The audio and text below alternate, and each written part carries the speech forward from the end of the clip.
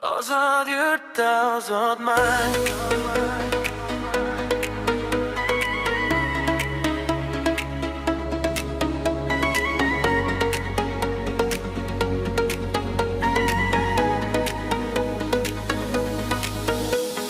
Tonglar o'tar nurga to'lib, yurtim uyg'onar yana. Ko'nglim to'lar faxrga to'lib, vatanim deb har sana. Ona zamin aziz tuproq, har gar için jon menga. Tinchlik bo'lsa osmonlarda, baxt kuladi elimga. Ozod yurtda ozodmiz, erkin yurtda avlodmiz. Vatan bilan yurakdoshmiz, bir tan u bir jondirmiz. Ozod yurtda ozodmiz, yurtda urar yuragimiz.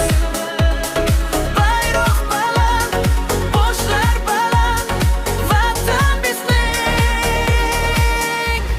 g'ururimiz.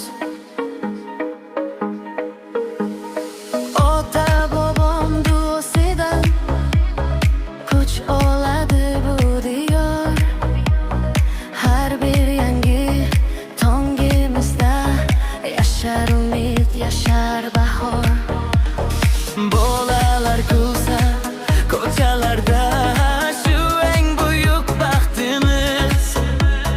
Tinchlik bo'lsa yuraklarda, porloq bo'lar ertamiz. Ozod yurtda ozodmiz, erkin yurtda avlodmiz. Vatan bilan yurakdoshmiz, bir tan u bir jondirmiz. Birlik bizga qanot bo'lsin, merva bo'lsin dilimizda. Yurtimizning kelajagi bizning qo'limizda.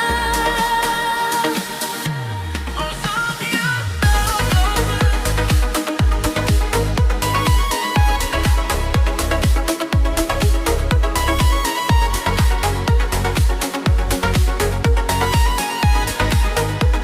ozod yurtda ozodmiz.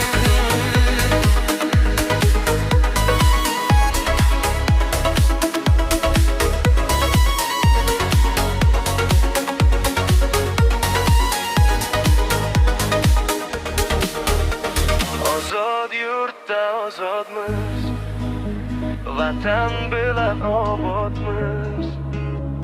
O'zbekiston jonajonim, sen bor uchun